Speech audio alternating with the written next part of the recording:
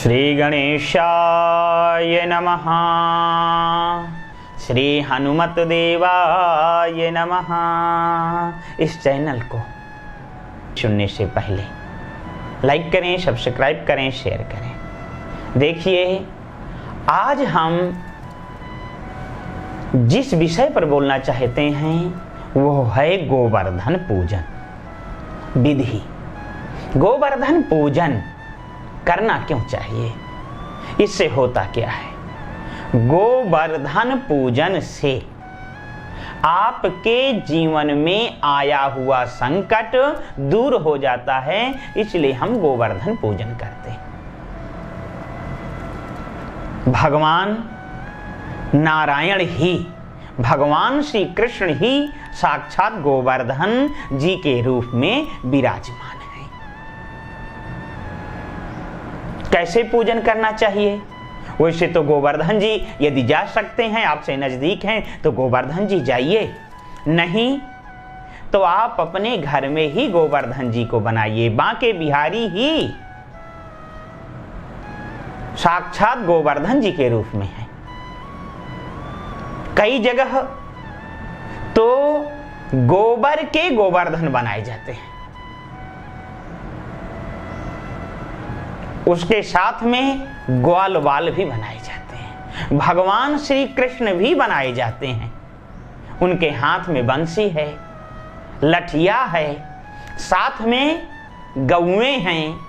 ऐसे गोवर्धन जी का निर्माण किया जाता है। उनका विधि अनुसार पूजन करना चाहिए। कैसे? वो इस प्रकार से पूजन किया जाएगा। गोवर्धन जी का पहले जल से स्नान कराओ, गंगा जल से स्नान कराओ, फिर दूध से स्नान कराओ, पंचामृत से स्नान कराओ, वस्त्र पहनाओ, चंदन लगाओ, रोली चढ़ाओ, मूली चढ़ाओ, यज्ञोपवीत चढ़ाओ और माला सुंदर सी डालनी चाहिए।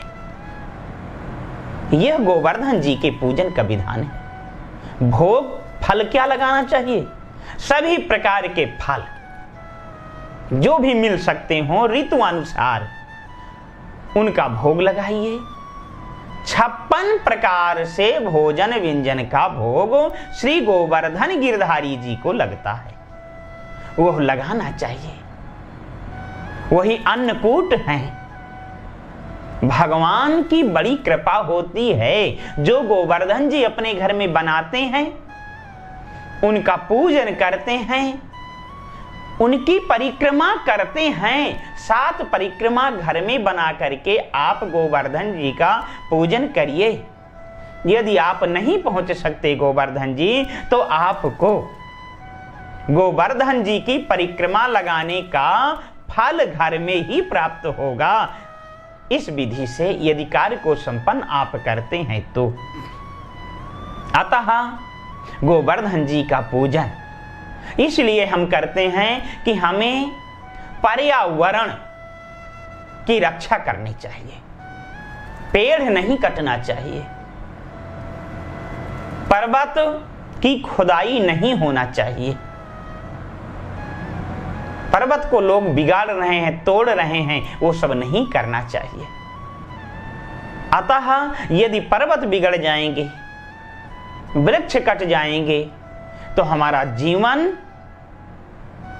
असफल हो जाएगा। हमारे जीवन पर संकट आ जाएगा। इसलिए पेड़ लगाओ, पेड़ काटो मत। यह गोवर्धन जी अपना संदेश देते हैं। जितने वृक्ष हैं वो मेरे स्वरूप के हैं, भगवान ऐसा कहते हैं। सब ये ऋषि और मुनि तपस्या कर रहे हैं, किसी श्राप के बस वो वृक्ष बना हुआ है, इसलिए उसको मत काटो। पर्यावरण की रक्षा करना परम कर्तव्य है। देवराज इंद्र ने एक बार पर्वतों के पंख काटना शुरू कर दिया ब्रह्मदेव जी के कहने पर, क्योंकि पहले पर्वत चलायमान थे, उड़ते थे पर्वत चल करके एक स्थान से दूसरे स्थान, किसी भी नगर शहर गांव में बैठ जाते, गांव का गांव समाप्त हो जाता। ब्रह्मा जी ने इंद्रदेव से कहा, हे इंद्रदेव, इन पर्वतों को समझाओ, यह मेरी सृष्टि को नष्ट कर रहे हैं। तब इंद्रदेव जी ने समझाया। पर्वत नहीं माने तो देवराज इंद्र ने उन सभी पर्वतों के पंखों को काटना शुरू कर दिया। तो ज्यों कहते हो जहां के तहां रहे।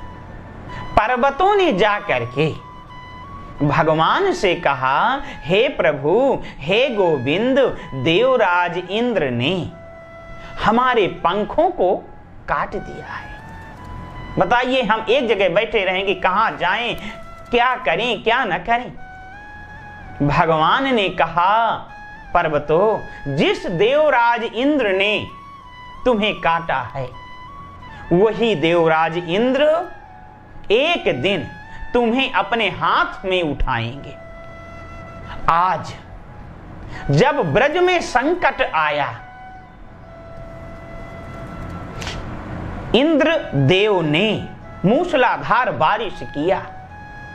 जब देवराज इंद्र का पूजन नहीं हुआ, तब ग्वाल बाल लोग सब गोवर्धन जी का पूजन कर रहे थे। बारिश होने लगी तो भगवान श्री कृष्ण बिल्कुल छोटे थे, पर भगवान ने सबको बुलाया और बुलाने के बाद में पर्वत के नीचे किया और पर्वत जी को अपने उंगली पर, बाएं उंगली पर उठा लिया, धारण कर लिया।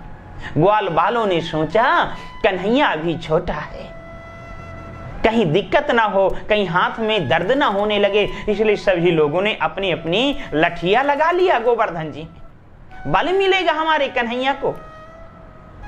तो कहने का भाव यह है, देवराज इंद्र ने यह प्रण किया था कि ब्रज को बहा करके जमुना में मिला देंगे, पर जाको राखो साइया, मार सके ना कोई। भगवान की ऐसी कुछ कृपा रही कि ब्रजवासी सभी बच गए, ग्वाल बाल जितने थे सब बच गए, गऊ बछड़ा जितने लोग थे सब बच गए।